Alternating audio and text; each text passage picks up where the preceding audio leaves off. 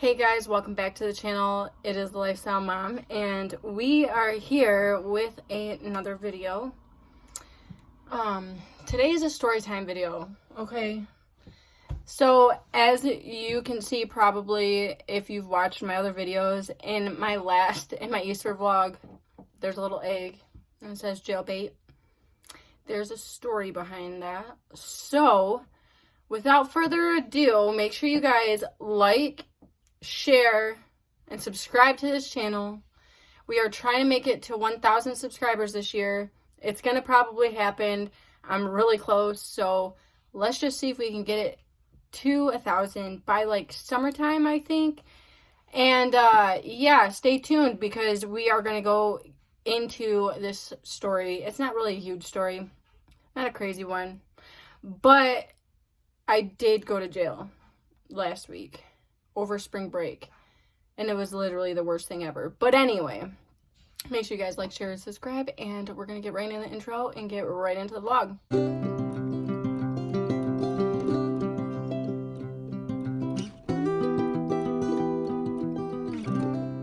Yeah, I guess we're gonna start off by just going back a few years ago, back to like 2018. When I was using drugs pretty bad.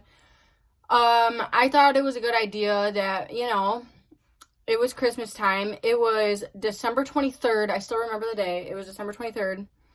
And it wasn't even like snowing out. It was really nice outside, okay? So I wanted to go shopping. I wanted to get stuff for cash, for Christmas. And my boyfriend, his dad at the time, had money for me to go shopping with. But I thought it was just a good idea to maybe steal it, I guess. So this was back, I don't know, 19, 20, 21, 22, 23, 20, 6 years ago, okay? So 6 years ago, yeah, I was not in the right mind. So I decided to call up my friend. I was like, hey, you want to go shopping? And I kind of let her in on what I thought was a good idea. Clearly, I know that's not a good idea. By the way, I've never stolen anything ever other than this one particular thing it wasn't one particular thing that I stole, but it was just this one particular story. The only time I've ever done this, okay? So I went to Meijer, and around my hometown, there's like this specific Meijer that I guess is known, you're known to be catching people. First, we went to Target, and we did the same thing, and we ended up getting away with it. I feel so bad, oh my gosh. But anyway, then I decided we were gonna go to Meijer. I was like, well, shoot, if we got away with it at Target, we could just get away with it at Meijer too, probably. This makes me sound such a bad person, but this is not me. This is not me anymore. So we went to Meijer. So when we went in there, I had my baby in his car seat, and then I had the diaper bag with me. So we get in there, and I put everything inside the cart, including cash, in his car seat, inside the cart with the diaper bag, yada yada.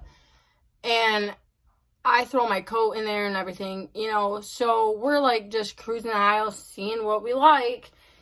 And I just started putting stuff into the cart. Well, then we thought it was a good idea to bring everything into the storage, the dressing room with the cart. And the baby inside the cart in the diaper bag. This is self-explanatory. You're going to get caught at this point. So when we get in there, we just started shoving everything in my diaper bag, in the back of the car, under my coats and stuff. Not in the car seat. I didn't do anything with cash, but I did it under, because there's little holes. You can shove stuff back there, and made it look like it was discreet. Two girls with a cart and a baby and a diaper bag with a shopping cart it just doesn't look right? So we thought we were going to get away with it. So we went to the checkout. We went to self-checkout, right? I had my cart. She had her cart. And she was just going to buy a couple of things. And then I was just going to walk out with the cart as if I, like, was buying stuff. And I walked out and they caught us immediately. And so they pushed our cart back in. And, you know, there's nothing that I could do at that point. Like, there was no way I could have just ran away. Because I had my baby in the cart with with all of our coats, like in all of the stolen stuff. So we ended up getting caught, and we both got charged with retail fraud. Well, she went and got her stuff taken care of, like a good citizen that she is. And me, I was still using drugs, so I thought that, you know, I was just going to get away with it. I ended up moving to, like, Flint, Michigan, okay? I live in a small hick town, and I ended up moving to Flint, Michigan, and I was living in this trailer. I had violated, so I went to court, and they sent me to jail for 6 days, and that was when I was moving to Flint. So when I got out, we were already moved into the trailer. Like, I went and put the down payment on it the day I went to jail. And then I went to jail for 6 days, got out, and we were already moved in. So then I had another court date. Like, I had to keep doing colors. Well, I missed my colors, or maybe I had a court date because I probably failed for doing drugs. I had a test twice a week. And I don't know. You know, bad. But anyway, so I ended up missing my court date, so I had a warrant out for my arrest. Okay, I had a warrant out for my arrest for 5 years, I think. Yeah, 5 years. Because just last year, I decided that I was going to turn myself in. I'm scared of jail because of the last time that I went in there. That's a whole nother story, okay? Maybe I'll do a story about the time that I went to jail my first time. Didn't want to go back to jail. So I was trying everything to avoid it. Plus I was using drugs and I missed my court date. So I was like, I'm running. You know, I had made a decision at that point that I was going to run. And I did. And I ran for a long time. Granted, I used to live up north, so it was easier for me to get away with things because, like, there was a few times I did get pulled over, but under jurisdiction, they wouldn't come get me because I was too far away. And it was just a misdemeanor. It's just, you know, it's still horrible, but it's a misdemeanor, not a felony or anything. A year ago, I went and turned myself in, and they were really easy on me. So easy on me.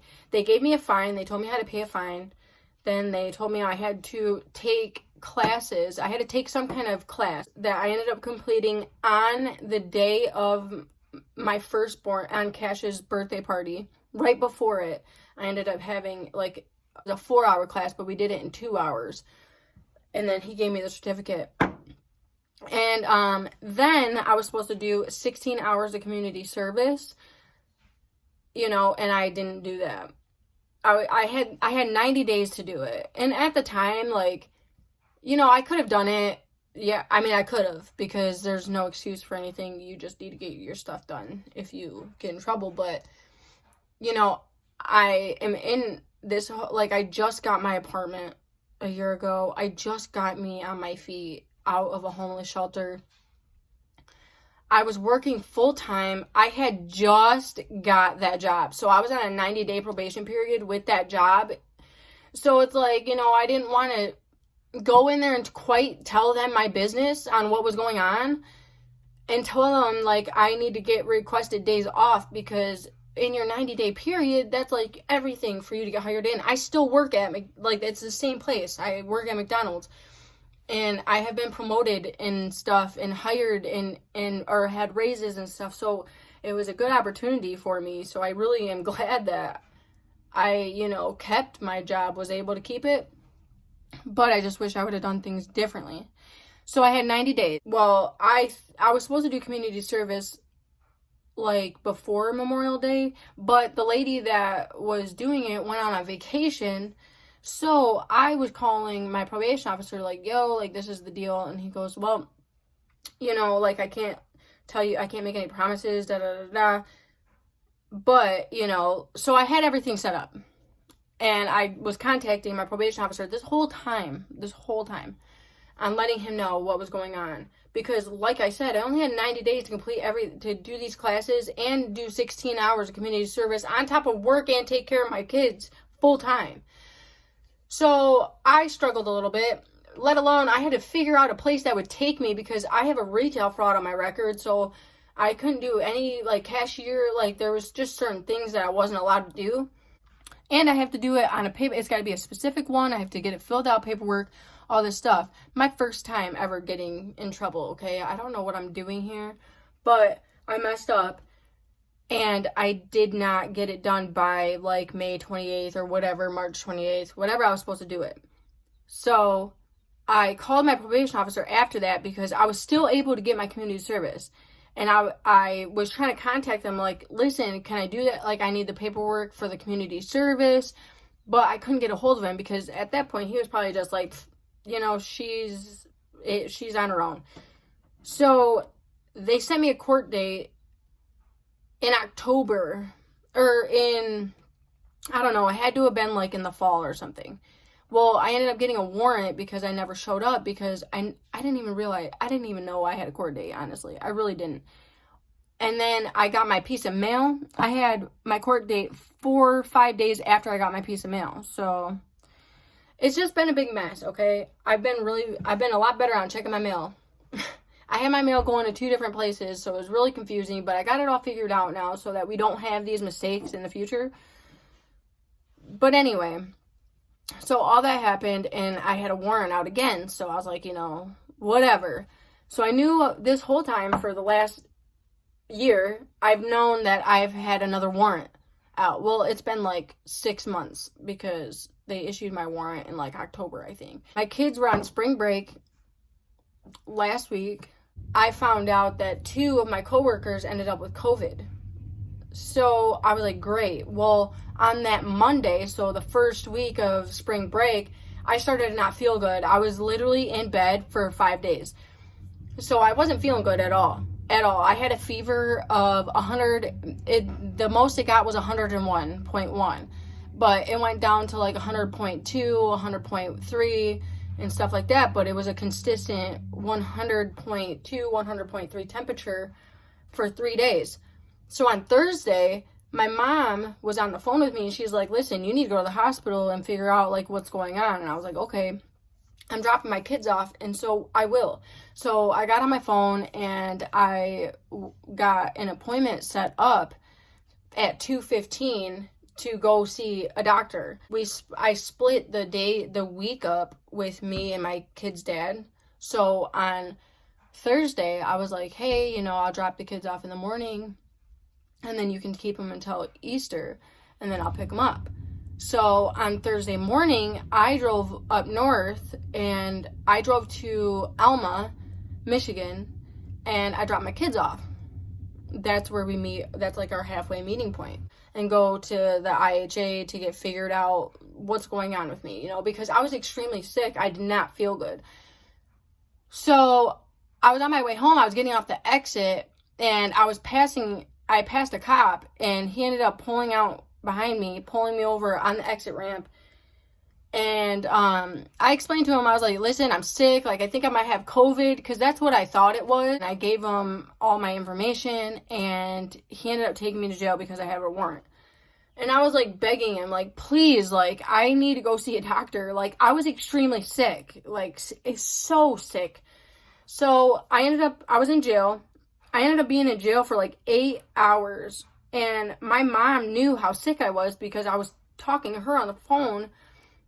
And she's the one who actually told me to get a doctor's appointment. So she knew how sick I was. So I texted her and I said, listen, I just got pulled over. And I texted my boyfriend when I was getting pulled over. And I said, I'm getting pulled over. And he knew that at that point I was going to jail. So I ended up going to jail because the last time I was in jail, I went to jail for 6 days. So I figured I was going to be in jail until I seen a judge, which I went in there on a Thursday. So I wasn't sure because I was like, I know it's Easter. I probably won't even get out until Monday. So I was livid. So I was like, please let me call. I have to make a phone call right now. I have 2 children, and I need to make sure that they are taken care of. So the cop was really nice. He was like, yes, like, I'll let you make your phone call. Like, please just get in the back of the car. And he went and got my phone. And at that point, my boyfriend was calling me because I had told him that I got pulled over. And, he answered the phone. And I was like, hey, like, I'm going to jail. You have to call my mom. And he was like, freaking really? Like, he was like, you're sick. Like, you're on your way to the hospital. And there's like more things to it. I wish I could tell you guys, but maybe one day I will. But anyway, I was like, I'm running a fever. Like, I think I have COVID. Like, I feel like I'm going to throw up and stuff. So anyway, I'm sure he thought I was lying because obviously I just got pulled over and I was going to jail. So I'm sure he thought I was just freaking lying. He goes, your car's getting impounded. He goes, the good thing is that you do have bail already posted. So, I mean, not posted. You already have a bail, like a bond already set for you. So all you need to do is, pay $1,000 and you can get out. And I was like, listen, Matt, call my freaking mom and see what you guys can do, because he told me that there was a way possibly that I could pay 10%. I waited in there. I went in there, like I said, my appointment was at 2:15. I got pulled over at 1:57, right before I was about to get to, and I was so hungry too. I just remember I needed to get food and then go to the hospital right immediately, and I get pulled over. I got pulled over because I was following the person in front of me too close. Probably because I was about to get off the highway and I was sick. Oh my goodness. I wasn't following it that close, but probably, yeah, I didn't have a couple car lengths between me and the guy in front of me. And the guy in front of me didn't have a couple car lengths between me and the guy in front of him, so. And I thought for sure he was going to pull over the guy in front of me because he had a bunch of barrels in the back of his car and they weren't, I thought it was just going to be him, not me, but it was me. So anyway, yeah, I'm in jail, and they get me back where, like, I have to sit in the holding cell before they book me. Well, where I live, this jail is just awful, and literally, they say they're so busy, but, whatever. Yeah, they probably really are that busy, because they take people to jail like this. I'm just kidding, this is my fault. But anyway, so I was in the holding cell from 2 o'clock, let's say, like, I was probably in there from, like, 2 o'clock till about 6 o'clock before they even booked me into the system. So my mom and my boyfriend already knew that I was going to jail, that I was in jail. So they kept calling, like, yo, we know she's in there, we know she's in there, we know she's in there. So finally, they booked me at like 6 o'clock, and I had already posted bail right immediately because they were waiting there. My boyfriend was waiting there. My mom gave my boyfriend $1,000 to bail me out of freaking jail. So, I ended up getting out at like 9 o'clock because my boyfriend posted my bail at 7:30, and I ended up getting out at 9:30. I had to wait. So I was in there for 8 hours. Oh my goodness, it was the worst time of my life. And mind you, this is the last jail that I went to for 6 days. And it was the worst experience I ever had in my life. That's a whole nother story. I'm going to have to do a story on that, a story time on just the time that I freaking went to jail my first time. Because I went to jail for 6 days. I had to tell you. I had to tell you in another story because it's just so wicked. But anyway, I was terrified. So I'm like, oh my gosh, like, I got to make sure I answer every single question right and just do everything that they say. So I'm like, be calm, be calm, be calm. Well, finally, like 5-6 hours later, I'm starting not to feel good. I'm throwing up at this point, and, I don't feel good. And I'm waiting for medical attention like they said that they were going to give me, that they never did. And I'm like, listen, like, there's circumstances to that. I think I have COVID. And I'm sick. I'm running a high fever, bruh. Because at that point, I knew my fever had gone up. Because, I was so hot. And I'm probably, like, anxious and nervous. But anyway, I wasn't feeling good. So I started throwing up everywhere. I was throwing up. I was sick. I was sweating. I was freezing. Freezing cold. But I was sweating. And I was throwing up. I didn't understand it. and my hands are clammy and stuff, and I'm like, oh my God, I know I'm pale. I know I'm pale. So finally, after like 5 hours, they book me, and then I get back into my holding cell, and there's a phone in there, so I was able to make a phone call. They finally gave me my number to make a phone call, and they were like, you posted bail. And I was like, oh, thank God. I was like, thank you. So I got my one phone call for my 1 minute, and I decided to call my mom because I figured that my boyfriend would answer the phone, because I figured my mom was going to be the one that would be up there bailing me out. So I ended up calling my mom. She answered the phone, thankfully, and she told me that my boyfriend was already up there. And I was like, yeah, I just got the notification. They just told me that I posted bail. So I was like, well, I will call you when I get out. My video did get cut off halfway through. But anyway, so finally, after 8 hours, I was out of jail. And my boyfriend was waiting for me. I went and got in the car, and I didn't end up actually going to the hospital after that because I was so tired that I literally just wanted to go home and sleep and stuff. So I was just like, I'll go in the morning. The next day, I had to, because I had no car. My car had been impounded. I had to get somebody to get over to my house. So I had to call my mom. My mom came and got me. And at like 8 o'clock, we went to the impound lot. We were there from literally 9 o'clock till 2 o'clock in the afternoon. It was insane. So we get to the impound lot. They told us to call 30 minutes before. So I did. I called them, and we get there, and I have everything I need, I think. I thought my registration was in the car. So we're waiting for like 2 hours for the tow truck guy to even get there. And finally he gets there. And he gets all my stuff, and I'm like, listen, like, my registration's in the car. So, like, after half an hour, he comes back, and he's like, I have searched the whole vehicle. Like, I don't see your registration anywhere.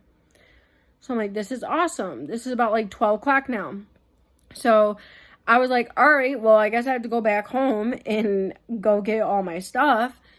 So, mind you, I just paid my mom $1,000. I just gave her money back. It's $356 to get my car out of the impound. And I just paid my car bill that day too. So I had went through $1,600 this day. I go back to my house, and I'm like looking, me and my mom are both looking through my file cabinet to try to find my registration. I can't find it anywhere. And I remember seeing it because I had just bought that car. So I just got that registration not too long ago.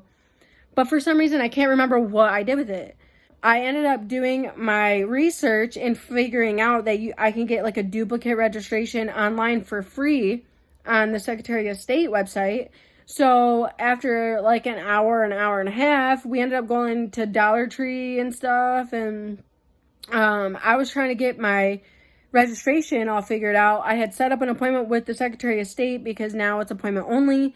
So I went in there, and they told me I had to make an appointment. I had an appointment for like 2 o'clock, and I'm online looking. And finally, after like 30 minutes, what happens is you have to request to get your duplicate registration. It's $0. You can request to get one copy a year, I think. And eventually, after a half an hour, it'll download on the thing, and you can like copy it into your files on your phone. So finally I did that. I was like, oh my gosh, Mom, I got it. I said, we don't need to go to the Secretary of State. We don't have to wait. I said, let's go to that thing, the tow truck right now. So I ended up calling the tow truck guy. I was like, hey, I'll be there in 30 minutes. So when we got there, I called, and they were like, all right, it's going to be a different person that's going to show up. So after like another half an hour, the tow truck guy showed up. I gave him everything I needed, and then I finally got my car back after $1,600. $1,600 later. And then I'm going to add the other part of the story too. And I still have to take care of a retail fraud charge that I've had on my record. Well, I mean, that I've had since 2018 that I've never taken care of. So I'm terrified because I've done everything that they asked besides the 16 hours of community service, and technically they probably think I'm running. So I hope they just, I don't know. I hope they're easy on me, but that's my story on how I went to jail. It was rough. And especially, like, when you have the experience of the last time you went to jail just being absolutely awful, and it being the first experience ever of being in jail, like, oh my gosh. I'm going to have to tell you a story about that. I'm going to have to tell you a story about the first time that I literally went to jail, because it was awful. But anyway, guys, I'm about to head out to go to work. I will see you guys in another vlog. I'm still going to do my Amazon haul. It'll probably be tomorrow's vlog. I just wanted to get this story time out. This was a random video that I was like, I just have to share with my subscribers. You know, I'm not all as innocent as they say, or as we look. I definitely just went to jail because of past records of me being absolutely awful human being. But now I'm way better than that. I'm not like that. And that's why I have a channel like this, is to spread awareness on to never steal ever. Like, literally ever. I don't steal from people. I don't steal from stores anymore. I did that one time, and that was the one decision. Before that, I didn't even do it. Like, that was the one time I decided to steal, and I got caught for it. Isn't that crazy? So it just goes to show. Like, my mom, like, raised me better. Like, she raised me to be like, you know, you don't take things from people, and including stores. Like, that's taking from somebody, essentially. So, yeah. I never, like, stole things, and the first time I was like, listen, I don't have no money. My kid had a great Christmas, let me tell you, though. But I didn't think I was going to have that, so I panicked, and I did what, you know, my motherly instinct kicked in a bad way. Let's just say that. But, yeah. Don't steal from people. Don't steal from stores. Don't, because you'll get in trouble for it, and then you'll have to pay for the consequences, just like I am. Yeah. But anyway, guys, I will see you guys in the next vlog for my Amazon haul, and yeah, hopefully you guys like it. I bought a bunch of stuff for my house, a bunch of organizing stuff, and like more storage things, because I don't have a lot of storage here, you know. I got a couple closets. I have one closet I use for storage, and then the other ones are for like clothes, but I also have things stored in those closets too. And then I just have stuff laying around here that I'm like, you know, that could be in a cubby, that could be in a cubby. So stay tuned. I have a lot of cool things that I bought, and, you know, subscribe to my channel. Bye-bye, guys.